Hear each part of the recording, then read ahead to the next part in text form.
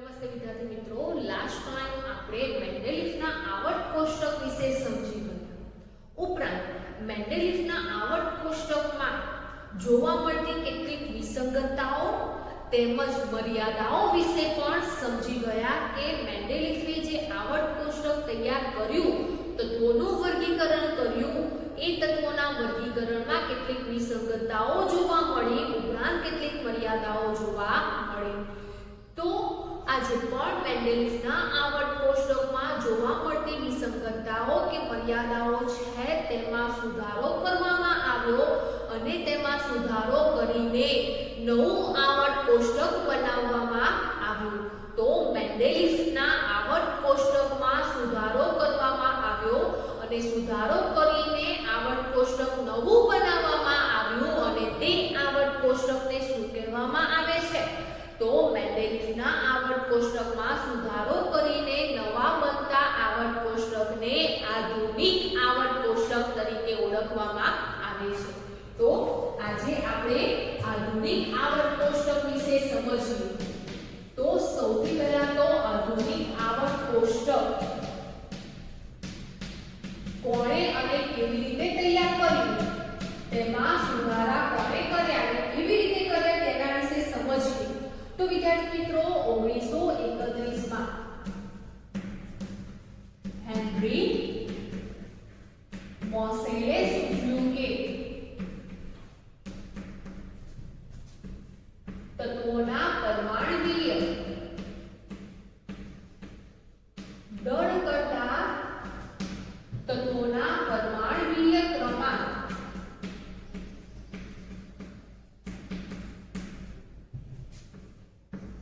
વધુ આધારભૂત ગુણધર્મ છે. તો જ્યારે મેન્ડેલિફના આવર્ત કોષ્ટકમાં કેટલીક વિસંગતતાઓ અને મર્યાદાઓ જોવા મળી, ત્યારબાદ 1931 માં હેનરી મોસેલ નામના વૈજ્ઞાનિકે દર્શાવ્યું કે તત્વોના પરમાણુકીય દળ કરતા એટલે કે તત્વોના પરમાણુકીય દળની સરખામણીમાં જે તત્વોના પરમાણુકીય ક્રમાંક છે એ વધારે આધારભૂત ગુણધર્મ છે. એટલે કે જ્યારે પણ તત્વોનું વર્ગીકરણ કરવામાં આવે છે ત્યારે અત્યાર સુધી જે પણ કોઈ વૈજ્ઞાનિકોએ તત્વોનું વર્ગીકરણ કર્યું, એ તત્વોનું વર્ગીકરણ કયા ગુણધર્મને આધારે કર્યું છે? તો તત્વોના જે પણ કોઈ પરમાણુકીય દળ છે એ પરમાણુકીય દળને ચડતા ક્રમમાં ગોઠવીને તત્વોનું વર્ગીકરણ કરેલું છે.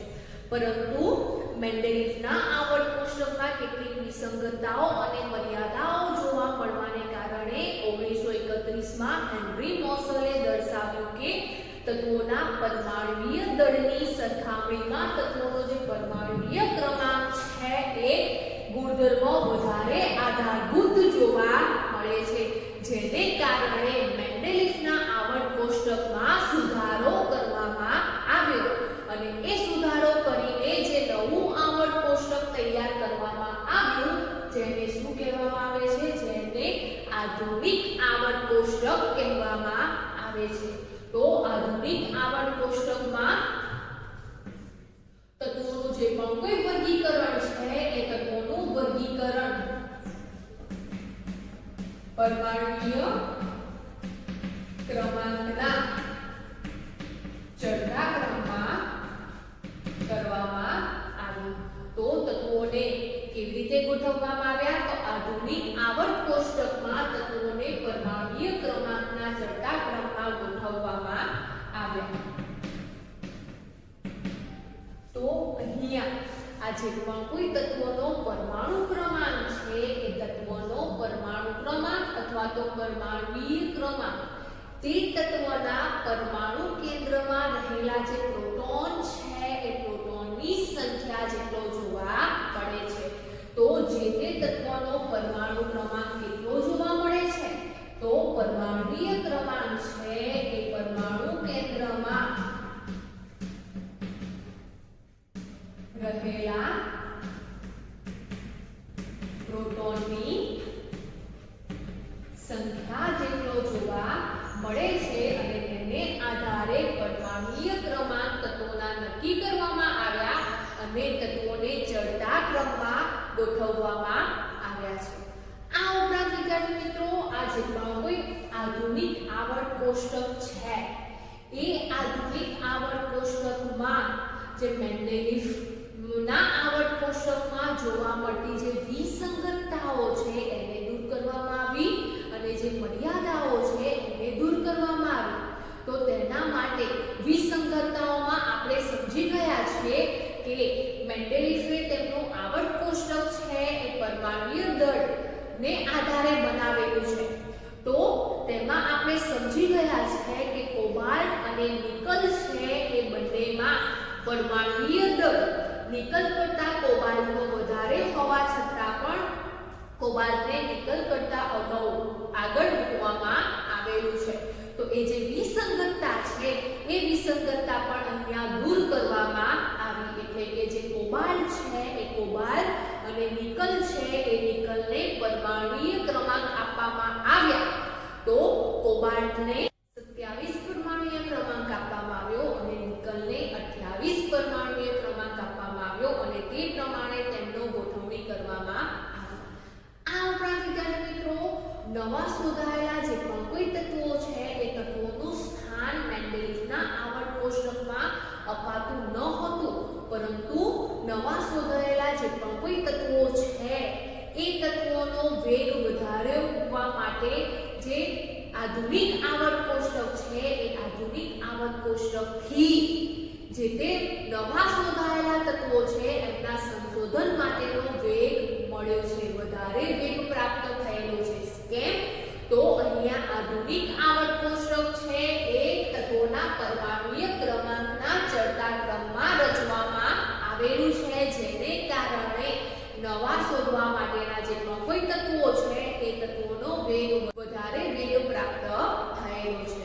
તો મેન્ડેલિફના આવર્ત કોષ્ટકમાં જોવા મળતી વિસંગતતાઓ અહીંયા આધુનિક આવર્ત કોષ્ટકમાં દૂર થયેલી જોવા મળે છે। ઉપરાંત મેન્ડેલિફના આવર્ત કોષ્ટકમાં જોવા મળતી જે મર્યાદાઓ છે એ મર્યાદાઓ પણ અહીંયા દૂર થયેલી જોવા મળે છે। તો મેન્ડેલિફના આવર્ત કોષ્ટકમાં કઈ મર્યાદાઓ જોવા મળે છે? તો સૌથી પહેલા તો હાઇડ્રોજનનું સ્થાન। તો મેન્ડેલિફના આવર્ત કોષ્ટકમાં હાઇડ્રોજનનું સ્થાન નક્કી કરી શકાયું નહીં, પરંતુ આધુનિક આવર્ત કોષ્ટકમાં હાઇડ્રોજનનું જે સ્થાન છે એ આવર્ત 1 માં રાખવામાં આવેલું છે। તેનો સમૂહ નક્કી કરવામાં આવેલો નથી, પણ જે આધુનિક આવર્ત કોષ્ટક છે એને મધ્યમાં જે આવર્ત 1 છે એ આવર્ત 1 માં હાઇડ્રોજન તત્વને રાખવામાં આવેલું છે। આ ઉપરાંત વિદ્યાર્થી મિત્રો બીજી મર્યાદા હતી સમસ્થાનિકોનું સ્થાન। તો અહીંયા જે પણ કોઈ સમસ્થાનિકો છે તત્વોના એ તત્વોના સમસ્થાનિકોના પરમાણુય ક્રમાંક કેવા જોવા મળે છે? તો સમાન જોવા મળે છે। તો સમાન પરમાણુય ક્રમાંક ધરાવતા જે સમસ્થાનિકો છે એ બધા સમસ્થાનિકોને એક જ સ્થાન પર મૂકવામાં આવ્યા। તો સમસ્થાનિકોનું સ્થાન પણ અહીંયા આધુનિક આવર્ત કોષ્ટકમાં નક્કી કરવામાં આવ્યું અને તેવી જ રીતે પરમાણુય દળની જે અનિયમિતતા જોવા મળતી હતી તેમાં પણ સુધારો કરવામાં આવ્યો અને પરમાણુય દળની જગ્યાએ પરમાણુય ક્રમાંક આપવામાં આવ્યો અને પરમાણુય ક્રમાંકના ચડતા ક્રમમાં તત્વોનું વર્ગીકરણ કરવામાં આવ્યું છે। હવે વિદ્યાર્થી મિત્રો પરમાણુય ક્રમાંક છે એ પરમાણુય ક્રમાંક તત્વોનો હંમેશા પૂર્ણાંક સંખ્યા જોવા મળે છે, અપૂર્ણાંક સંખ્યા જોવા મળતો નથી। ઉદાહરણ તરીકે 1.5 પરમાણુય ક્રમાંક ધરાવતા જે તત્વો છે એ તત્વોને આપણે હાઇડ્રોજન, 1 પરમાણુ ક્રમાંક ધરાવતો હાઇડ્રોજન અને 2 પરમાણુ ક્રમાંક ધરાવતો જે હિલિયમ છે તેમની વચ્ચે મૂકવામાં આવે તો ના વિદ્યાર્થી મિત્રો કોઈ પણ તત્વનો પરમાણુય ક્રમાંક છે 1.5 એક અપૂર્ણાંક સંખ્યા છે, તો અપૂર્ણાંક સંખ્યામાં ક્યારેય તત્વનો પરમાણુય ક્રમાંક જોવા મળતો નથી। તો તત્વનો પરમાણુય ક્રમાંક પૂર્ણાંક સંખ્યા જ લેવામાં આવે છે। 1 પછી 2, 2 પછી 3, 3 પછી 4 એમ પરમાણુય ક્રમાંકના ચડતા ક્રમમાં જે તે તત્વોનું વર્ગીકરણ કરવામાં આવેલું છે। તો આધુનિક આવર્ત કોષ્ટક છે એ આધુનિક આવર્ત કોષ્ટક કેમ બનાવવામાં આવ્યું છે? કેમ રચ્યું છે? તો મેન્ડેલિફના આવર્ત કોષ્ટકમાં કેટલીક વિસંગતતાઓ જોવા મળી, કેટલીક મર્યાદાઓ જોવા મળી, જેમાં સુધારો કરવા માટે આધુનિક આવર્ત કોષ્ટક તૈયાર કરવામાં આવ્યું છે. અને હેનરી મોસેલે સૂચવ્યું છે કે પરમાણ્વીય દળ કરતા તત્વોનો જે પરમાણ્વીય ક્રમાંક છે એ સૌથી વધારે આધારભૂત ગુણધર્મ છે. તો પરમાણ્વીય ક્રમાંકના ચડતા ક્રમને આધારે તત્વોનું વર્ગીકરણ કરવામાં આવેલું છે. એ જે કોષ્ટક છે જેને આધુનિક આવર્ત કોષ્ટક તરીકે ઓળખવામાં આવે છે. અને તેને આધારે આધુનિક આવર્ત નિયમ તૈયાર કરવામાં આવેલો છે. તો આધુનિક આવર્ત નિયમ કોને કહેવામાં આવે છે? તો તત્વોના ગુણધર્મો તેમના પરમાણ્વીય ક્રમાંકના આવર્ત નિયમ વિધેય છે. તો આધુનિક આવર્ત નિયમ શું છે? તો તત્વોના જે ગુણધર્મો છે એ તત્વોના પરમાણ્વીય ક્રમાંકના આવર્ત નિયમ વિધેય છે. જ્યારે મેન્ડેલિફનો આવર્ત નિયમ કયો હતો?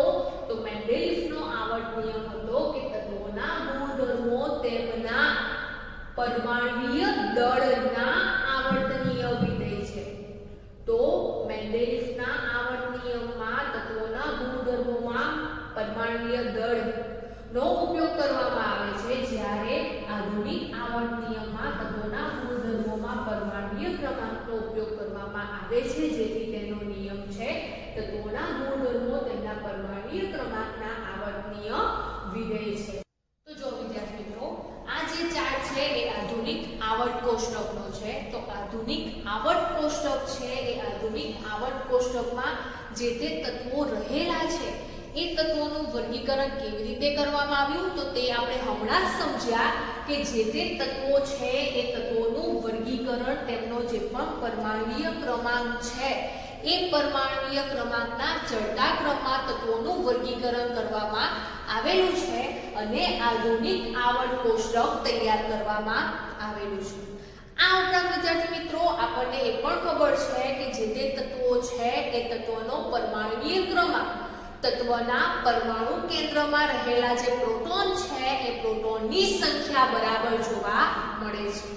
આ ઉપરાંત વિદ્યાર્થી મિત્રો, પરમાણુ કેન્દ્રમાં રહેલા જે પ્રોટોનની સંખ્યા છે એ પ્રોટોનની સંખ્યા બરાબર ઇલેક્ટ્રોનની સંખ્યા પણ જોવા મળે છે. તો આમ પરમાણ્વીય ક્રમાંક, પ્રોટોનની સંખ્યા અને ઇલેક્ટ્રોનની સંખ્યા જે તે તત્વોની કેવી જોવા મળે છે? સમાન જોવા મળે છે. તો જે તે તત્વ છે એ તત્વના કેન્દ્રમાં રહેલા પ્રોટોનની સંખ્યાને આધારે જે તે તત્વનો પરમાણ્વીય ક્રમાંક આપવામાં આવેલો છે અને તેમના ચડતા ક્રમમાં આધુનિક આવર્ત કોષ્ટક તૈયાર કરવામાં આવેલું છે. તો સૌથી પહેલા જે પણ કોઈ તત્વો છે એ તત્વોની ઇલેક્ટ્રોન રચનામાં સૌથી બહારની કક્ષામાં સરખા ઇલેક્ટ્રોન જોવા મળે છે તેવા જેટલા પણ તત્વો છે એ તત્વોને એક સરખા ઊભા સ્તંભમાં ગોઠવ્યા. તો જે તે તત્વો છે એ તત્વોને ઊભા સ્તંભમાં ક્યારે ગોઠવવામાં આવે છે? તો જે તે તત્વોની ઇલેક્ટ્રોન રચનામાં સૌથી બહારની કક્ષા, જેને આપણે બાહ્યતમ કક્ષા તરીકે ઓળખીએ છીએ, એ બાહ્યતમ કક્ષા જે તે તત્વની સમાન જોવા મળે છે એવા બધા જ તત્વોને એક સમાન ઊભા સ્તંભમાં ગોઠવ્યા. તો અહીંયા આ જે આધુનિક આવર્ત કોષ્ટક છે એમાં ઊભા જોવા મળતા જે પણ કોઈ સ્તંભ છે જેને સમૂહ તરીકે ઓળખવામાં આવે છે. તો આધુનિક આવર્ત કોષ્ટકમાં જે ઊભી હરોળ છે એને સમૂહ તરીકે ઓળખવામાં આવે છે અને જે આડી હરોળ છે એ આડી હરોળને આવર્ત તરીકે ઓળખવામાં આવે છે. તો વિદ્યાર્થી મિત્રો, અહીંયા આ જે આધુનિક આવર્ત કોષ્ટક છે એમાં તમને કેટલા સમૂહ જોવા મળે છે અને કેટલા આવર્ત જોવા મળે છે, તો તમે અહીંયા ઊભા સમૂહ ની સંખ્યા જોવો તો 1 થી શરૂ થાય છે અને ઊભો સમૂહ ક્યાં સુધી જોવા મળે છે? 18 સુધી જોવા મળે છે. એટલે કે ઊભી જે હરોળ છે એ 18 છે. તો સમૂહ કેટલા જોવા મળે છે? તો સમૂહ 18 જોવા મળે છે. અને જ્યારે આડી હરોળની વાત કરીએ એટલે કે આવર્તની વાત કરીએ તો આવર્ત કેટલી જોવા મળે છે? તો આડી હરોળ છે એ 7 જોવા મળે છે. તો આધુનિક આવર્ત કોષ્ટકમાં 18 સમૂહ અને 7 આવર્ત જોવા મળે છે. આ ઉપરાંત વિદ્યાર્થી મિત્રો આપણે સમજી ગયા કે જે મેન્ડેલિફનું આવર્ત કોષ્ટક હતું એ મેન્ડેલિફના આવર્ત કોષ્ટકમાં જે વિસંગતતાઓ જોવા મળી અને કેટલીક મર્યાદાઓ જોવા મળી તેને આધુનિક આવર્ત કોષ્ટકમાં સુધારો કરવામાં આવેલો છે. તો એની વિસંગતતાની વાત કરીએ તો વિસંગતમાં કોબાલ્ટ અને નિકલ, જે કોબાલ્ટ છે એ કોબાલ્ટનો પરમાણ્વીય દળ નિકલ કરતા વધારે હોવા છતાં પણ મેન્ડેલિફના આવર્ત કોષ્ટકમાં નિકલ કરતા કોબાલ્ટને આગળ રાખવામાં આવ્યું હતું. શા માટે આગળ રાખવામાં આવ્યું હતું તેને દર્શાવી શક્યું નહીં, પરંતુ અહીંયા આધુનિક આવર્ત કોષ્ટકમાં કોબાલ્ટ અને નિકલનો જે સ્થાન છે એ સ્થાનમાં તેમને પરમાણ્વીય ક્રમાંક આપવામાં આવ્યા. તો અહીંયા તમે જોઈ શકો છો જે કોબાલ્ટ છે એ કોબાલ્ટ ને 27 પરમાણુ ક્રમાંક આપવામાં આવ્યો અને જે નિકલ છે એ નિકલને 28 પરમાણુ ક્રમાંક આપવામાં આવ્યો. તો 27 અને 28 પરમાણુ ક્રમાંકમાં સૌથી ઓછો પરમાણુ ક્રમાંક કોનો છે? તો કોબાલ્ટનો 27 છે. ત્યાર પછી 28 આવે. તો અહીંયા આધુનિક આવર્ત કોષ્ટકમાં તત્વોને ચડતા ક્રમમાં ગોઠવેલા છે. તો પહેલા 27 નંબર આવે તો પહેલા કોબાલ્ટ જોવા મળે છે અને કોબાલ્ટ પછી નિકલ જોવા મળે છે. તો કોબાલ્ટ અને નિકલનું જે સ્થાન છે એ નક્કી કરવામાં આવ્યું છે. આ ઉપરાંત વિદ્યાર્થી મિત્રો અહીંયા જે કોબાલ્ટ અને નિકલ છે એનો પરમાણ્વીય ક્રમાંક તો જોયો, પરંતુ તેમને સમૂહ 9 અને સમૂહ 10 માં મૂકેલું છે.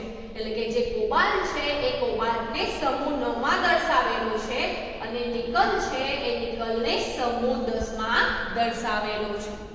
આ ઉપરાંત વિદ્યાર્થી મિત્રો હાઇડ્રોજનનું સ્થાન મેન્ડેલિફના આવર્ત કોષ્ટકમાં નક્કી કરી શકાયું ન હતું, પરંતુ આધુનિક આવર્ત કોષ્ટકમાં જે હાઇડ્રોજન છે એ હાઇડ્રોજનનું સ્થાન નક્કી કરવામાં આવ્યું છે. અને જે હાઇડ્રોજન છે એ હાઇડ્રોજનને જે પહેલું આવર્ત છે એટલે જે આડી હરોળ છે એ પહેલી આડી હરોળમાં તેને રાખવામાં આવેલું છે. આ હાઇડ્રોજનને આધુનિક આવર્ત કોષ્ટકમાં મધ્યમાં રાખવામાં આવેલું છે. તેને સમૂહ નક્કી કરી શકાયો નથી, પરંતુ તેનો આવર્ત તો કેટલો જોવા મળે છે? એક આવર્ત જોવા મળે છે. એટલે કે હાઇડ્રોજનને પહેલા આવર્તમાં દર્શાવેલું છે. આ ઉપરાંત સમસ્થાનિકો વિશે સમજી ગયા કે જે પણ કોઈ સમસ્થાનિકો છે એમના પરમાણ્વીય ક્રમાંક સમાન હોવાથી દરેક સમસ્થાનિકોને એક જ સ્થાન પર દર્શાવેલા છે. ઉદાહરણ તરીકે વિદ્યાર્થી મિત્રો આપણે ક્લોરીનનું ઉદાહરણ લઈએ તો ક્લોરીન છે એ 17મા નંબર પર આવે છે. તો ક્લોરીનના જે પણ કોઈ સમસ્થાનિકો છે એ બધા સમસ્થાનિકોને 17મા નંબર પર રાખવામાં આવેલા છે.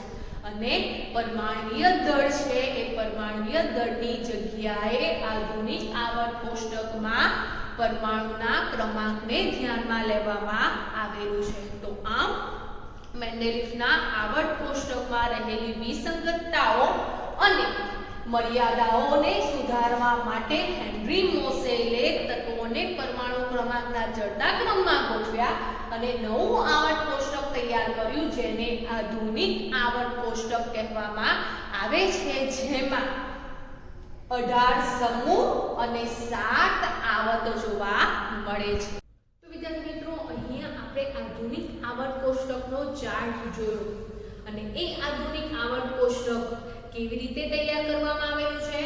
તો તત્વોના પરમાણ્વીય ક્રમાંકના ચડતા ક્રમમાં તત્વોને ગોઠવવામાં આવેલા છે અને કોષ્ટક તૈયાર કરવામાં આવેલું છે, કહેવામાં આવે છે. તો જો આ જે ચિત્ર છે એ આધુનિક આવર્ત કોષ્ટકનું છે, જે આપણને આપણી ચોપડીમાં આપેલું છે. તો વિદ્યાર્થી મિત્રો, આધુનિક આવર્ત કોષ્ટકમાં કેટલા સમૂહ જોવા મળે છે? તો આધુનિક આવર્ત કોષ્ટકમાં સમૂહ 18 જોવા મળે છે અને આવર્ત કેટલા જોવા મળે છે? તો 7 આવર્ત જોવા મળે છે. હવે વિદ્યાર્થી મિત્રો, જે તે સમૂહ છે એ સમૂહમાં જોવા મળતા જે તત્વો છે એ તત્વોની ઇલેક્ટ્રોન રચના કેવી જોવા મળે છે? તો ઇલેક્ટ્રોન રચનામાં સૌથી બાહ્યતમ એટલે કે બહારની જે કક્ષા છે એ બહારની કક્ષામાં સમાન ઇલેક્ટ્રોન જોવા મળે છે એવા બધા તત્વોને સમૂહમાં ગોઠવવામાં આવેલા છે. ઉપરાંત વિદ્યાર્થી મિત્રો, જે તત્વોની ઇલેક્ટ્રોન રચનામાં કક્ષાઓની સંખ્યા સરખી જોવા મળે છે એવા તત્વોને એક સમાન આવર્તમાં ગોઠવવામાં આવેલા છે. તો ઊભી હરોળમાં કેવા તત્વોને લેવામાં આવેલા છે? તો ઊભી હરોળમાં ઇલેક્ટ્રોન રચનામાં બાહ્યતમ કક્ષામાં રહેલા ઇલેક્ટ્રોન સરખા જોવા મળે તેવા તત્વોને ગોઠવવામાં આવેલા છે. જ્યારે આવર્તમાં કેવા તત્વોને ગોઠવવામાં આવેલા છે? તો ઇલેક્ટ્રોન રચનામાં કક્ષાઓની સંખ્યા સરખી જોવા મળે તેને આધારે તત્વોને આવર્તમાં ગોઠવવામાં આવેલા છે. તો વિદ્યાર્થી મિત્રો, જે તે તત્વો છે એ તત્વોની ઇલેક્ટ્રોન રચના કોને કહેવામાં આવે છે? એ ઇલેક્ટ્રોનની ગોઠવણી કેટલી કક્ષામાં કેવી રીતે થાય છે તે આપણે ધોરણ 9 માં સમજીને આવ્યા છીએ. તો ફરી એકવાર જોઈએ કે જે તે તત્વો છે એ તત્વોની ઇલેક્ટ્રોન રચના શું છે, કેવી રીતે થાય છે, ઉપરાંત તેમના ઇલેક્ટ્રોનની સંખ્યા કેટલી છે. તો સૌથી પહેલા તો 1 થી 20 તત્વોના નામ, તેમની સંજ્ઞા તમને યાદ હોવી જોઈએ. તો તમને યાદ છે 1 થી 20 કયા કયા તત્વો રહેલા છે, તેમની સંજ્ઞા શું છે અને તેને કેવી રીતે યાદ રાખવામાં આવે છે? તો તે આપણે સૂત્ર દ્વારા સમજી ગયા છે. કયું સૂત્ર લેવામાં આવે છે? તો 1 થી 10 તત્વો માટે હાહિલી બેગો કાના ઓફની. તો હાહિલી બેગો કાના ઓફની એ જે સૂત્ર છે એ સૂત્રની મદદથી તમે 1 થી 10 તત્વોના નામ યાદ રાખી શકો છો. આ ઉપરાંત 11 થી 20 તત્વો છે એ તત્વોને કેવી રીતે યાદ રાખી શકો છો? તો સોમે એસી ફોસકા પોકે. તો સોમે એસી ફોસકા પોકે આ જે સૂત્ર છે એ સૂત્રની મદદથી તમે 11 થી 20 તત્વોના નામ યાદ રાખી શકો છો. તો સૌથી પહેલા 1 થી 20 તત્વોના નામ, તેમની સંજ્ઞા તમને યાદ હોવી જોઈએ. તો વિદ્યાર્થી મિત્રો, ઉદાહરણ તરીકે આપણે પહેલા હાઇડ્રોજન લઈએ. તો હાઇડ્રોજન છે એ હાઇડ્રોજનની સંજ્ઞા શું થાય છે? H થાય છે. હવે હાઇડ્રોજન કયા નંબર પર રહેલું છે? તો પરમાણુય ક્રમાંક કેટલો જોવા મળે છે? તો પરમાણુય ક્રમાંક 1 છે. ત્યાર પછી બીજા નંબરે હિલિયમ જોવા મળે છે, ત્રીજા નંબરે લિથિયમ જોવા મળે છે, ચોથા નંબરે બેરિલિયમ જોવા મળે છે, પાંચમા નંબરે બોરોન જોવા મળે છે. તેવી જ રીતે છઠ્ઠા નંબરે કાર્બન, સાતમા નંબરે નાઇટ્રોજન, આઠમા નંબરે ઓક્સિજન, નવમા નંબરે ફ્લોરિન અને 10મા નંબરે નિયોન જોવા મળે છે. તો 1 થી 10 તત્વોનો ક્રમાંક પ્રમાણે જે તે તત્વો છે એ તત્વો આ પ્રમાણે જોવા મળે છે: hydrogen, helium, lithium, beryllium, boron, carbon, nitrogen, oxygen, fluorine અને નિયોન. હવે વિદ્યાર્થી મિત્રો, આ જે પણ કોઈ 1 થી 10 પરમાણુ પરમાણુય ક્રમાંક ધરાવતા તત્વો છે એ તત્વોમાં ઇલેક્ટ્રોનની સંખ્યા કેટલી જોવા મળે છે? તો હમણાં આપણે સમજી ગયા કે પરમાણુ ક્રમાંક પ્રોટોનની સંખ્યા જેટલો જોવા મળે છે, ઉપરાંત પ્રોટોનની સંખ્યા જેટલી ઇલેક્ટ્રોનની સંખ્યા જોવા મળે છે. એટલે કે ટૂંકમાં જે તત્વોનો પરમાણુય ક્રમાંક છે એટલી સંખ્યામાં ઇલેક્ટ્રોન જોવા મળે છે. તો આ છે પરમાણુ ક્રમાંક, આ છે તત્વોની સંખ્યા. હવે આપણે ઇલેક્ટ્રોનની સંખ્યા લઈએ તો હાઇડ્રોજનમાં ઇલેક્ટ્રોનની સંખ્યા કેટલી થશે? તો આપણને ખબર છે કે હાઇડ્રોજનનો પરમાણુય ક્રમાંક 1 છે, તો તેમાં ઇલેક્ટ્રોન પણ 1 જ જોવા મળે છે. તેવી જ રીતે હિલિયમમાં 2 નંબર જોવા મળે છે, તો ઇલેક્ટ્રોનની પણ સંખ્યા 2 જોવા મળે છે. લિથિયમ છે, લિથિયમનો પરમાણુ ક્રમાંક 3 હોવાથી ઇલેક્ટ્રોનની સંખ્યા પણ 3.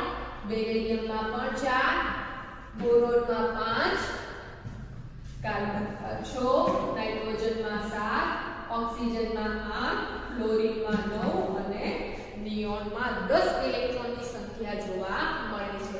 તો જે પરમાણુય ક્રમાંક છે એ પરમાણુય ક્રમાંકને આધારે ઇલેક્ટ્રોન સંખ્યા જોવા મળે છે, એટલે એટલી જ ઇલેક્ટ્રોન સંખ્યા જોવા મળે છે. હવે વિદ્યાર્થી મિત્રો આપણે ઇલેક્ટ્રોન રચનાની વાત કરીએ તો ઇલેક્ટ્રોન રચના એટલે કે ઇલેક્ટ્રોનની ગોઠવણી જે તે તત્વના પરમાણુમાં કેવી રીતે થાય છે, તો અગાઉ આપણે ધોરણ 9 માં ચેપ્ટર નંબર 4 માં સમજીને આવ્યા છીએ કે જે તે તત્વો છે એ તત્વોમાં 4 કક્ષાઓ જોવા મળે છે. કેટલી કક્ષાઓ જોવા મળે છે? 4 કક્ષાઓ જોવા મળે છે. કઈ કઈ? તો કે L M N.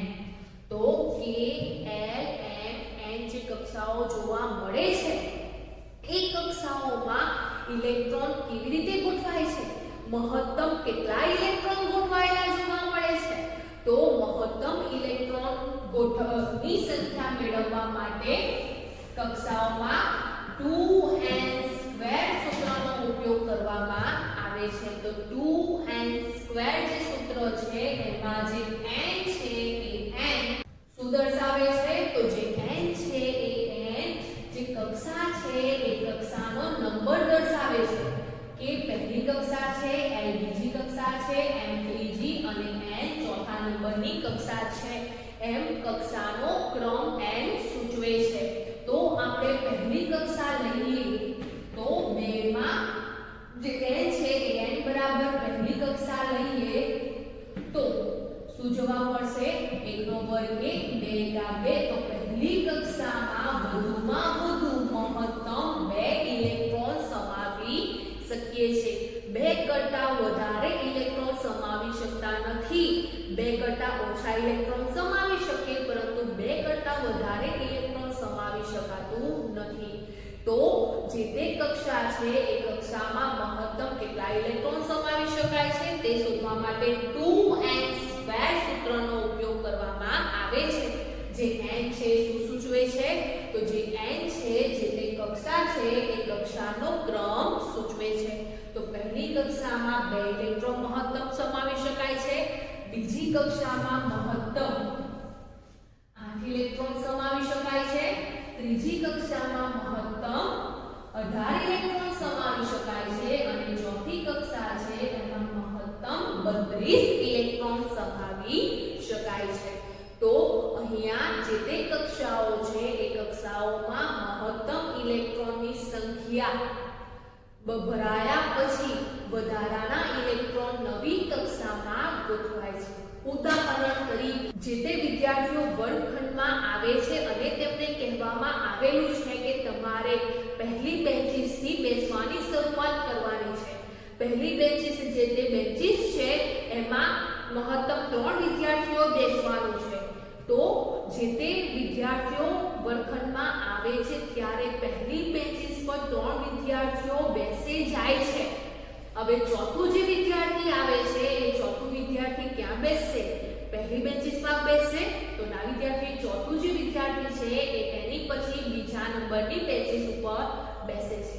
હવે એવું કહેવામાં આવ્યું છે કે બીજા નંબરની બેન્ચીસ પર મહત્તમ 4 વિદ્યાર્થીઓ બેસવાનું છે, તો 4 વિદ્યાર્થીઓ બીજી બેન્ચીસ પર આવી જાય છે, એટલે કે 7 વિદ્યાર્થીઓ પહેલી બેન્ચીસ પર 3 વિદ્યાર્થીઓ, બીજી બેન્ચીસ પર 4 વિદ્યાર્થીઓ, એમ 7 વિદ્યાર્થીઓ આવી જાય છે. હવે 8મો વિદ્યાર્થી જ્યારે આવે છે ત્યારે ક્યાં બેસશે?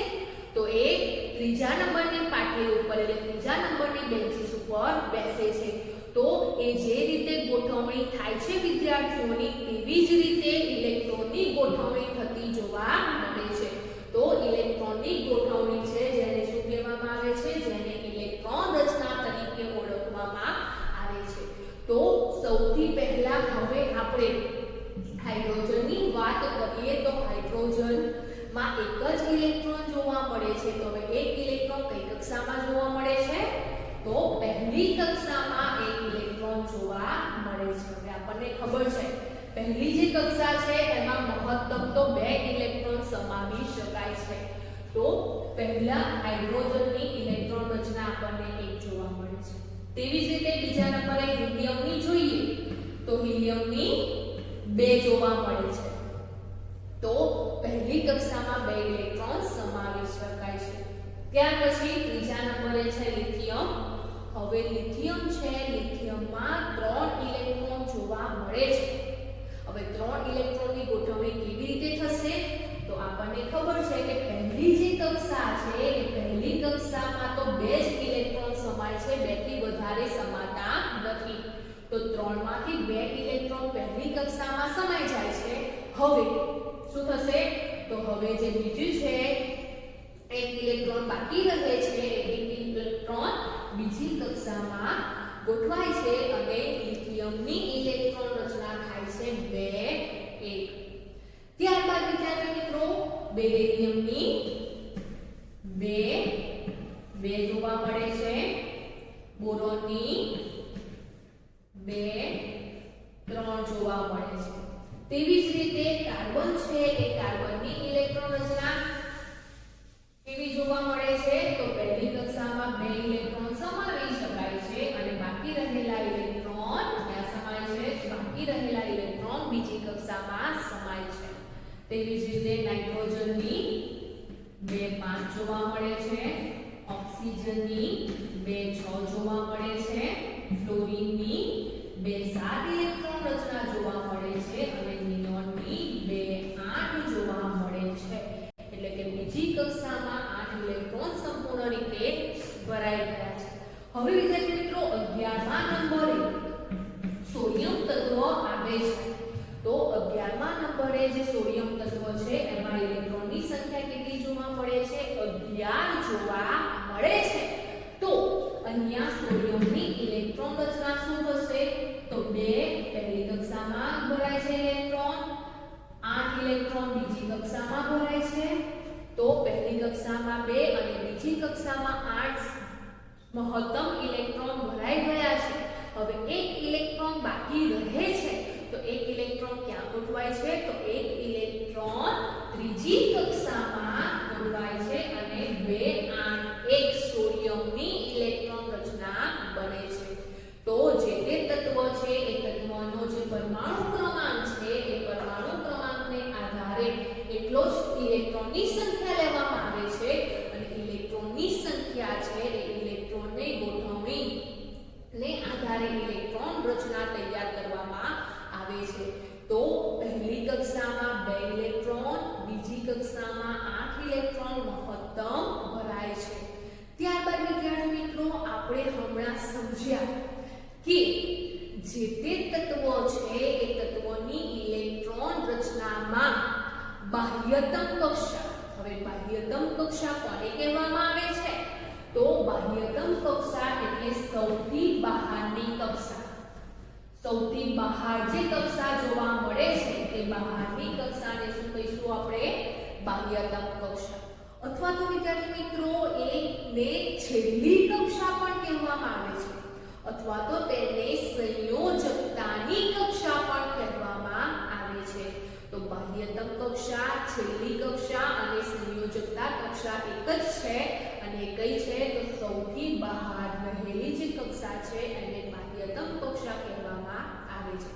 હવે વિદ્યાર્થી મિત્રો અહીંયા આપણે 1 થી 11 જે તત્વો છે એ તત્વોની ઇલેક્ટ્રોન રચના દર્શાવેલી છે. હવે આ જે ઇલેક્ટ્રોન રચના છે એ ઇલેક્ટ્રોન રચનામાં સરખી કક્ષાઓ જોવા મળતા જેટલા કોઈ તત્વો છે, ઉદાહરણ તરીકે હવે કક્ષાઓની સંખ્યાને ગણીએ તો અહીંયા ઉદાહરણ તરીકે હાઇડ્રોજન અને હિલિયમમાં કક્ષાની સંખ્યા કેટલી છે? 1 એટલે કે કક્ષા. તેવી જ રીતે lithium, beryllium, boron, carbon, nitrogen, oxygen, fluorine અને નિયોન ની કક્ષાઓ કેટલી જોવા મળે છે? તો તેમાં ઇલેક્ટ્રોન રચના છે એમાં 2 કક્ષા જોવા મળે છે, કે અને એલ કક્ષા જોવા મળે છે. બાહ્યતમ કક્ષા કઈ છે? એલ જોવા મળે છે. તો જે તે તત્વ છે એ તત્વમાં જે તે કક્ષાઓની સંખ્યા સરખી જોવા મળે છે, એવા જે પણ તત્વો છે એ તત્વોને આધુનિક આવર્ત કોષ્ટકમાં એક સરખી આડી હરોળમાં ગોઠવવામાં આવેલા છે. એટલે કે તેમને આડી હરોળ એટલે કે આવર્તમાં ગોઠવવામાં આવેલા છે. તો આવર્તમાં તત્વોની ઇલેક્ટ્રોન રચનાની વાત કરીએ તો આવર્તમાં જે તે તત્વો રહેલા છે એ તત્વોની ઇલેક્ટ્રોન રચનામાં સમાન કક્ષાઓ જોવા મળે છે. તો પહેલું જે આવર્ત છે, પહેલી જે આડી હરોળ છે એમાં હાઇડ્રોજન અને હિલિયમ જોવા મળે છે. બીજી જે આવર્ત છે એટલે કે બીજા નંબરની જે આવર્ત છે એમાં lithium, beryllium, boron, carbon, nitrogen, oxygen, fluorine અને નિયોન જે 8 તત્વો છે એ 8 તત્વો બીજા આવર્તમાં જોવા મળે છે. તેવી જ રીતે વિદ્યાર્થી મિત્રો 11મા નંબરથી એટલે કે સોડિયમ થી આર્ગોન સુધી 18મું જે તત્વ આર્ગોન છે એ આર્ગોન સુધી જે તે તત્વો છે એ તત્વોની ઇલેક્ટ્રોન રચનામાં કક્ષાઓ 3 જોવા મળે છે. તો એ જે તત્વો છે તેમને ત્રીજા આવર્તમાં ગોઠવવામાં આવેલા છે. તો આધુનિક આવર્ત કોષ્ટકમાં જે તે તત્વો છે એ તત્વોમાં જે ઇલેક્ટ્રોન રચના છે એ ઇલેક્ટ્રોન રચનામાં કક્ષાઓની સંખ્યા સરખી જોવા મળે એવા તત્વોને એક સરખા આવર્તમાં ગોઠવવામાં આવેલા છે. અને હવે સમૂહની વાત કરીએ એટલે કે ઊભી હરોળમાં રહેલા જે તે તત્વો છે તેમની વાત કરીએ તો જે તે તત્વોની ઇલેક્ટ્રોન રચના છે એ ઇલેક્ટ્રોન રચનામાં સૌથી બહાર ની કક્ષામાં રહેલા જે પણ કોઈ ઇલેક્ટ્રોન છે એ ઇલેક્ટ્રોનની સંખ્યાને ધ્યાનમાં લેવામાં આવે છે. ઉદાહરણ તરીકે અહીંયા સૌથી બાહ્યતમ કક્ષામાં એક ઇલેક્ટ્રોન જોવા મળે છે. તો જે તત્વોની બાહ્યતમ કક્ષામાં એક ઇલેક્ટ્રોન જોવા મળે છે તેવા જે પણ કોઈ તત્વો છે એ તત્વોને એક સમાન સમૂહમાં મૂકવામાં આવેલા છે. તો અહીંયા જે હાઇડ્રોજન, લિથિયમ, સોડિયમ જેવા જે પણ કોઈ તત્વો છે જેમની બાહ્યતમ કક્ષામાં એક સમાન ઇલેક્ટ્રોન જોવા મળે છે જેથી તેમને સમૂહ 1 માં દર્શાવેલા છે. તેવી જ રીતે વિદ્યાર્થી મિત્રો જે તત્વોની બાહ્યતમ કક્ષામાં 2 ઇલેક્ટ્રોન જોવા મળે છે તો 2 ઇલેક્ટ્રોન હિલિયમ, બેરિલિયમ, મેગ્નેશિયમ 12મા નંબરે કયું તત્વ જોવા મળે છે? મેગ્નેશિયમ. તો જે તત્વોની ઇલેક્ટ્રોન રચનામાં બાહ્યતમ કક્ષામાં 2 ઇલેક્ટ્રોન જોવા મળે તેવા જે તત્વો છે એ તત્વોને બીજા સમૂહમાં ગોઠવવામાં આવેલા છે. તો આમ સમૂહના આવર્તમાં તત્વોની કક્ષાઓને ધ્યાનમાં રાખીને તેમને સમાન આવર્તમાં ગોઠવવામાં આવેલા છે અને સમૂહમાં જે તે તત્વોની ઇલેક્ટ્રોન રચનાની બાહ્યતમ કક્ષાને આધારે સમાન સંખ્યા ધરાવતા તત્વોને એક સમાન સમૂહમાં ગોઠવવામાં આવેલા છે અને આ પ્રમાણે આધુનિક કોષ્ટક તૈયાર કરવામાં આવેલું છે. તો વિદ્યાર્થી મિત્રો આધુનિક આવર્ત કોષ્ટક કોને રચ્યું, કેવી રીતે રચાયું, ઉપરાંત તેની રૂપરેખા શું છે, આધુનિક આવર્ત કોષ્ટક કેવી રીતે રચાયું છે, તેમાં આવર્તમાં સમૂહમાં કેવી રીતે તત્વોનું વર્ગીકરણ કરવામાં આવેલું છે તે આપણે સમજ્યા. હવે તેને લગતા કેટલાક પ્રશ્નો જોઈએ. તો વિદ્યાર્થી મિત્રો, પ્રશ્ન છે, આધુનિક આવર્ત કોષ્ટક વિશે સામાન્ય માહિતી આપો. તો આધુનિક આવર્ત કોષ્ટક કોને દર્શાવ્યું? તો આપણે સમજ્યા તે પ્રમાણે ઈસવીસન 1913માં હેનરી મોસેલે દર્શાવ્યું કે તત્વના પરમાણ્વીય દળની સરખામણીએ તેનો પરમાણ્વીય ક્રમાંક વધુ આધારભૂત ગુણધર્મ છે.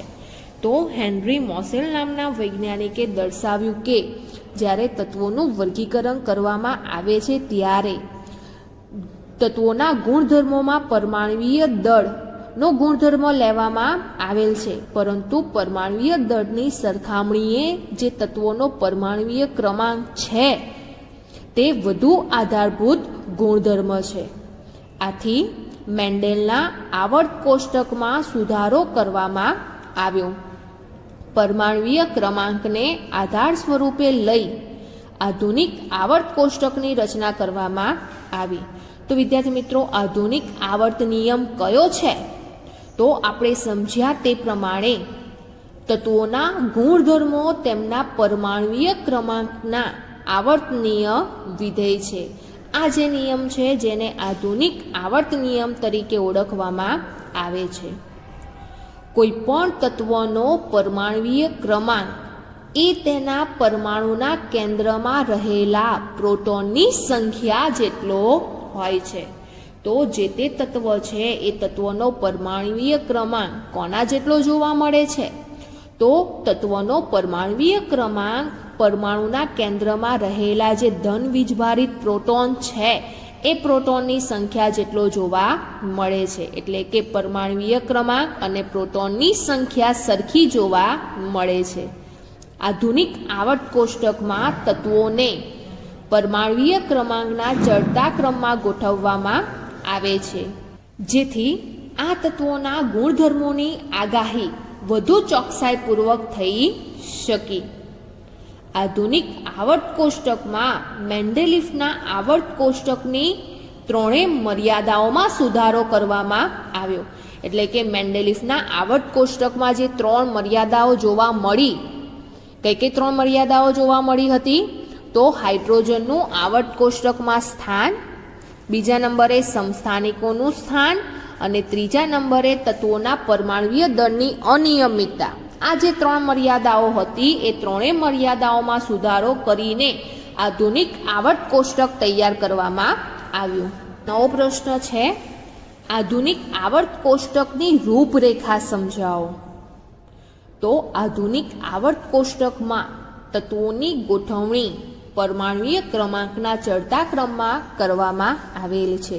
એટલે કે આધુનિક આવર્ત કોષ્ટક કેવી રીતે તૈયાર કરવામાં આવ્યું છે, જે આપણે અગાઉ સમજી ગયા કે આધુનિક આવર્ત કોષ્ટકમાં જે તે તત્વોનું વર્ગીકરણ કરવામાં આવેલું છે એ તત્વોને તેમના પરમાણ્વીય ક્રમાંકના ચડતા ક્રમમાં મૂકવામાં આવેલ છે. કોઈ પણ તત્વનો પરમાણ્વીય ક્રમાંક એ તેના કેન્દ્રમાં રહેલા પ્રોટોનની સંખ્યા જેટલો હોય છે અને પરમાણુમાં જેટલી સંખ્યામાં પ્રોટોન હોય તેટલી જ સંખ્યામાં ઇલેક્ટ્રોન જોવા મળે છે. એટલે કે જે તે પરમાણુ છે એ પરમાણુમાં પ્રોટોનની સંખ્યા, ઇલેક્ટ્રોનની સંખ્યા સરખી જોવા મળે છે અને તે પ્રમાણે જે તે તત્વનો પરમાણ્વીય ક્રમાંક જોવા મળે છે. તો ટૂંકમાં પરમાણ્વીય ક્રમાંક બરાબર પ્રોટોનની સંખ્યા બરાબર ઇલેક્ટ્રોનની સંખ્યા થાય છે. આધુનિક આવર્ત કોષ્ટકમાં જે તત્વોના પરમાણુઓની સૌથી બહારની કક્ષામાં ઇલેક્ટ્રોન રચના સમાન જોવા મળી તેમને આવર્ત કોષ્ટકમાં ઊભા સ્તંભોમાં ગોઠવવામાં આવ્યા, જેને સમૂહ તરીકે ઓળખવામાં આવે છે. અગાઉ આપણે સમજી ગયા છે કે જે આવર્ત કોષ્ટક છે એમાં ઊભી જે હરોળ છે એને સમૂહ તરીકે ઓળખવામાં આવે છે અને આડી જે હરોળ છે એને આવર્ત તરીકે ઓળખવામાં આવે છે. તો અહીંયા આધુનિક આવર્ત કોષ્ટકમાં જે તે તત્વોનું વર્ગીકરણ કરવામાં આવ્યું એ તત્વોના જે તે પરમાણુઓ છે એ પરમાણુઓની સૌથી બહારની કક્ષામાં જે ઇલેક્ટ્રોન રચના સમાન જોવા મળી, એટલે કે જે ઇલેક્ટ્રોન રચના છે એ ઇલેક્ટ્રોન રચનામાં સૌથી બહારની કક્ષામાં રહેલા ઇલેક્ટ્રોનની સંખ્યા સરખી જોવા મળી, તેવા જે તત્વો છે એ તત્વોને આવર્ત કોષ્ટકમાં ઊભા એક સમૂહમાં ગોઠવ્યા, એટલે કે ઊભા સ્તંભોમાં ગોઠવ્યા, જેને સમૂહ તરીકે ઓળખવામાં આવે છે. તો આવર્ત કોષ્ટકમાં તત્વોના ઊભા સ્તંભને સમૂહ કહે છે અને આવર્ત કોષ્ટકમાં તત્વોની આડી હરોળને આવર્ત કહે છે. તો વિદ્યાર્થી મિત્રો, આવર્ત કોષ્ટકમાં કુલ કેટલા આવર્ત અને કુલ કેટલા સમૂહ છે? તો હમણાં આપણે સમજી ગયા તે પ્રમાણે આધુનિક આવર્ત કોષ્ટકમાં કુલ 7 આવર્ત એટલે કે 7 આડી હરોળ જોવા મળે છે અને કુલ ઊભા સ્તંભ કેટલા છે? તો 18 ઊભા સ્તંભ એટલે કે સમૂહ જોવા મળે છે. તો આવર્ત કોષ્ટકમાં કુલ 7 આવર્ત અને 18 સમૂહ છે. ત્યારબાદ વિદ્યાર્થી મિત્રો, આવર્તમાં રહેલા તત્વોની ઇલેક્ટ્રોન રચનાની વાત કરીએ તો ઇલેક્ટ્રોન રચના કોને કહેવામાં આવે છે? આપણને ખબર છે કે જે તે તત્વના પરમાણુઓ છે એમાં રહેલા જે ઇલેક્ટ્રોનની સંખ્યા છે એ ઇલેક્ટ્રોનની સંખ્યાની જે ગોઠવણી છે જેને શું કહેવામાં આવે છે? ઇલેક્ટ્રોનીય રચના કહેવામાં આવે છે. તો આવર્ત તત્વોની ઇલેક્ટ્રોન રચનાની વાત કરીએ તો આવર્ત ક્રમ એ બાહ્યતમ કક્ષા અથવા સંયોજકતા કક્ષા માટે એનનું મૂલ્ય સૂચવે છે. એટલે કે જે આવર્ત 7 આવર્ત જોવા મળે છે એ 7 આવર્તના ક્રમ છે એ શું સૂચવે છે? તો એ 7 આવર્તના ક્રમ જે તે તત્વના પરમાણુઓની જે ઇલેક્ટ્રોન રચના છે એ ઇલેક્ટ્રોન રચનામાં સૌથી બહારની કક્ષામાં રહેલા જે પણ કોઈ ઇલેક્ટ્રોન છે, એટલે કે સૌથી બાહ્યતમ કક્ષા, જેને સંયોજકતા કક્ષા તરીકે ઓળખવામાં આવે છે. શા માટે સંયોજકતા કક્ષા કહેવામાં આવે છે? તો આપણે સમજી ગયા છે કે બાહ્યતમ કક્ષામાં રહેલા જે પણ કોઈ ઇલેક્ટ્રોન છે એ ઇલેક્ટ્રોન જે તે તત્વના પરમાણુઓ ગુમાવે છે અથવા તો મેળવે છે, જેને કારણે તેને આધારે તે તત્વોની સંયોજકતા પ્રાપ્ત થાય છે. તો એ જે બાહ્યતમ કક્ષા છે એ બાહ્યતમ કક્ષાને સંયોજકતા કક્ષા તરીકે પણ ઓળખવામાં આવે છે.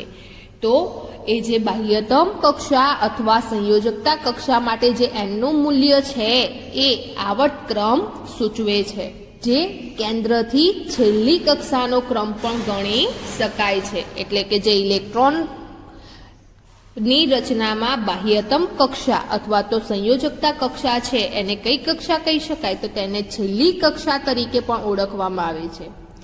તો આપણે સમજી ગયા છે ઇલેક્ટ્રોન રચનામાં સૌથી છેલ્લી અથવા બહારની જે કક્ષા છે એને બાહ્યતમ કક્ષા અથવા તો સંયોજકતા કક્ષા કહેવામાં આવે છે.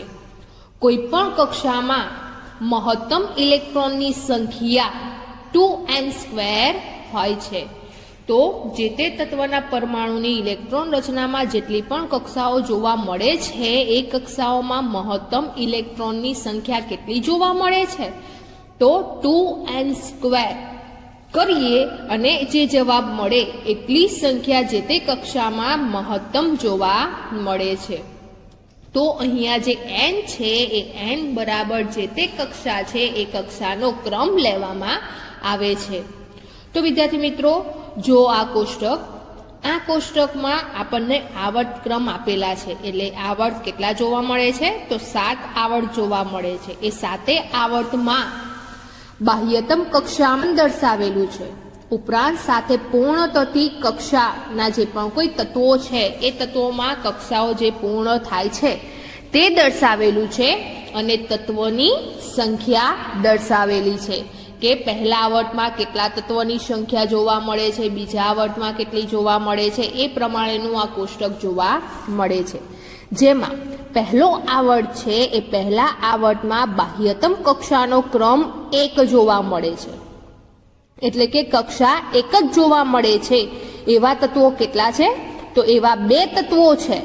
અને બાહ્યતમ કક્ષા જે એક કક્ષા ધરાવતી જે તત્વોના પરમાણુઓ છે એ હાઇડ્રોજન અને હિલિયમ છે. અને એ કક્ષાને શું કહેવામાં આવે છે? તો એ કક્ષાને K તરીકે ઓળખવામાં આવે છે. તો પહેલા આવર્તમાં એક કક્ષા જોવા મળે છે જેમાં 2 તત્વો જોવા મળે છે, હાઇડ્રોજન અને હિલિયમ. એવી રીતે બીજા નંબરનો આવર્ત છે, એ બીજા નંબરના આવર્તમાં 2 કક્ષાઓ જોવા મળે છે અને જે બીજી કક્ષા છે એને L તરીકે ઓળખવામાં આવે છે. તો 2 કક્ષા ધરાવતા જે પણ કોઈ તત્વો છે એ તત્વો કેટલા છે? તો 8 તત્વો જોવા મળે છે. અને આ 8 તત્વોમાં કયા કયા તત્વોનો સમાવેશ થાય છે? તો lithium, beryllium, boron, carbon, nitrogen, oxygen, fluorine અને નિયોન. આ જે 8 તત્વો છે એ 8 તત્વોમાં 2 કક્ષાઓ જોવા મળે છે. ત્યાર પછી ત્રીજા આવર્તમાં 3 કક્ષાઓ જોવા મળે છે અને ત્રીજી જે કક્ષા છે જેને M તરીકે ઓળખવામાં આવે છે. તો 3 કક્ષાઓ ધરાવતા તત્વો કેટલા છે? તો 3 કક્ષા ધરાવતા તત્વો પણ 8 છે. અને કયા કયા 8 છે? તો 11 થી 18 નંબર સુધીના જે પણ કોઈ તત્વો છે એ તત્વોમાં 3 કક્ષાઓ જોવા મળે છે. તેવી જ રીતે ચોથા નંબરનો આવર્ત છે, એમાં 4 કક્ષાઓ જોવા મળે છે અને 4 કક્ષાઓમાં જે 4 કક્ષા છે એને N તરીકે ઓળખવામાં આવે છે. અને એ ચોથા આવર્તમાં કેટલા તત્વો રહેલા છે? તો ચોથા આવર્તમાં 18 તત્વો જોવા મળે છે. તેવી જ રીતે પાંચમું આવર્ત છે, પાંચમા આવર્તમાં બાહ્યતમ કક્ષા છે એને O તરીકે ઓળખવામાં આવે છે. એટલે પાંચમા આવર્તમાં 5 કક્ષાઓ જોવા મળે છે અને બાહ્યતમ પાંચમી કક્ષા છે એને O તરીકે ઓળખવામાં આવે છે. અને પાંચમા આવર્તમાં કેટલા તત્વો જોવા મળે છે? તો 18 તત્વો જોવા મળે છે, જેમાં 5 કક્ષાઓ જોવા મળે છે.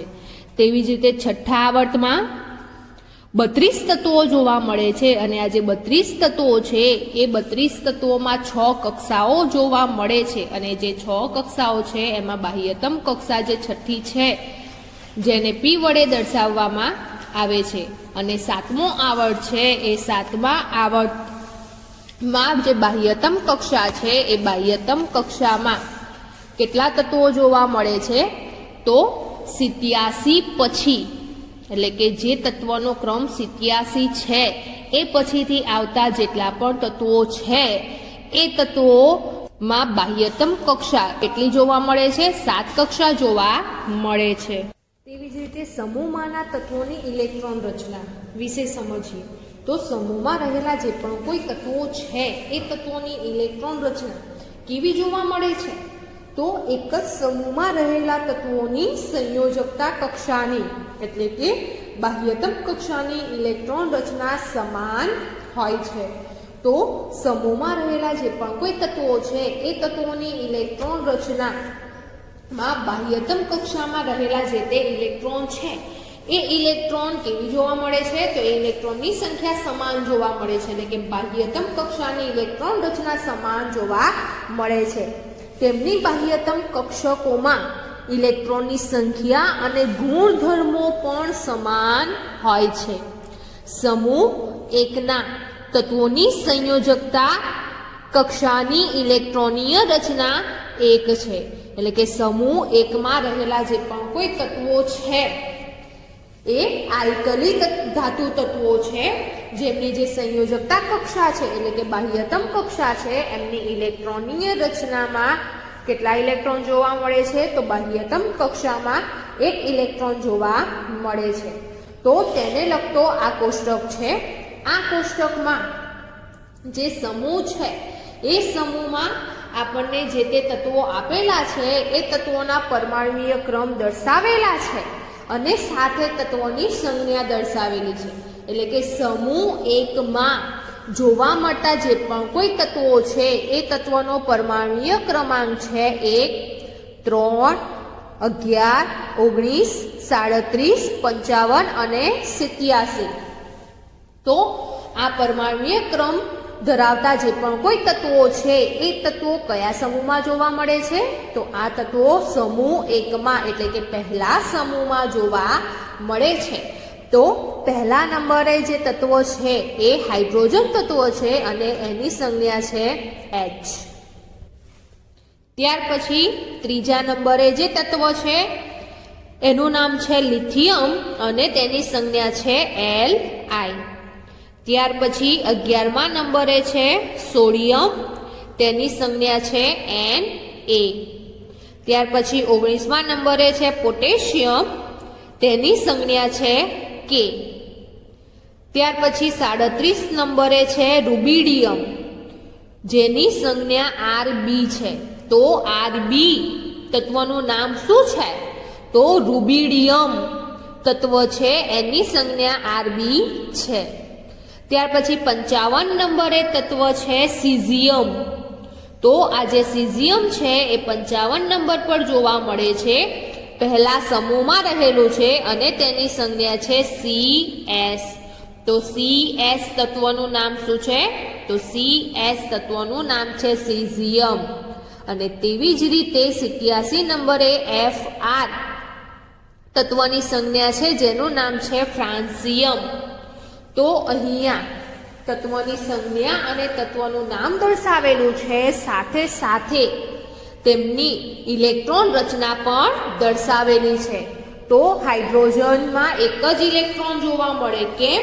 તો અગાઉ આપણે સમજી ગયા કે પરમાણુય ક્રમાંક અને ઇલેક્ટ્રોન સંખ્યા કેવી જોવા મળે છે? તો સરખી જોવા મળે છે. તો હાઇડ્રોજન જો પહેલા નંબરે હોય તો તેમાં ઇલેક્ટ્રોનની સંખ્યા કેટલી હોય? તો તેમાં ઇલેક્ટ્રોનની સંખ્યા 1 જોવા મળે છે.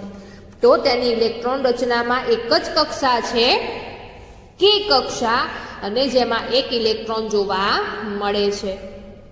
તેવી જ રીતે વિદ્યાર્થી મિત્રો ત્રીજા નંબરે જે લિથિયમ છે એ લિથિયમની ઇલેક્ટ્રોન રચના છે 2 1. 11મા નંબરે જે સોડિયમ છે એની ઇલેક્ટ્રોન રચના છે 2 8 1. 19મા નંબરે રહેલા પોટેશિયમની ઇલેક્ટ્રોન રચના 2 8 8 1.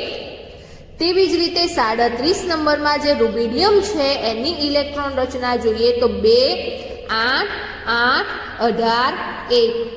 55મા નંબરે સીઝિયમની ઇલેક્ટ્રોન રચના 2 8 8 18 1. અને તેવી જ રીતે 87 નંબરે જે ફ્રાન્સિયમ છે એની ઇલેક્ટ્રોન રચના જોઈએ તો 2 8 8 18 18 32 1.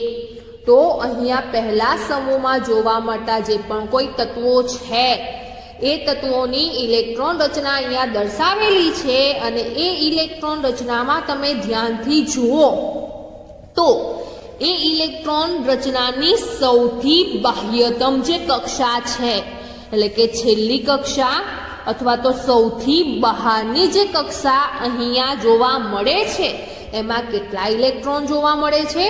તો એમાં દરેકમાં 1 ઇલેક્ટ્રોન જોવા મળે છે. તો અહીંયા સમૂહ 1માં રહેલા જે પણ કોઈ તત્વો છે એ તત્વોની સંયોજકતા કક્ષા અથવા તો બાહ્યતમ કક્ષામાં 1 ઇલેક્ટ્રોન જોવા મળે છે. તો બાહ્યતમ કક્ષાની ઇલેક્ટ્રોન રચના કેવી જોવા મળે છે? તો સમાન જોવા મળે છે.